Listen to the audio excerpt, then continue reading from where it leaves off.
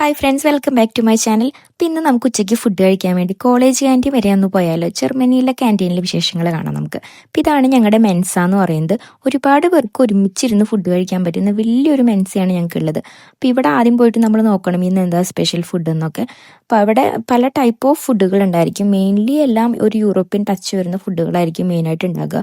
ചിലപ്പോൾ സ്റ്റേക്ക് ഉണ്ടായിരിക്കും, പിന്നെ ജർമ്മൻ സ്പെഷ്യൽ ഡിഷായ ഷ്നിറ്റ്സൽ ഉണ്ടായിരിക്കും, പിന്നെ പാസ്ത, അതുപോലെ നൂഡിൽസ്, അങ്ങനെയുള്ള ഫുഡ് ഐറ്റംസ് ആണ് നോർമലി ഉണ്ടാവാറ്. പിന്നെ അതുപോലെ തന്നെ ഇവർക്ക് യോഗട്ടൊക്കെ ഭയങ്കര ഇമ്പോർട്ടൻ്റ് ആണ്. അപ്പോൾ യോഗട്ടിൻ്റെ ഒരു സെക്ഷൻ, സാലഡിൻ്റെ ഒരു സെക്ഷൻ, അങ്ങനെ പല ടൈപ്പ് സെക്ഷനായിട്ട് ഡിവൈഡ് ചെയ്തിട്ടുണ്ടായിരിക്കും.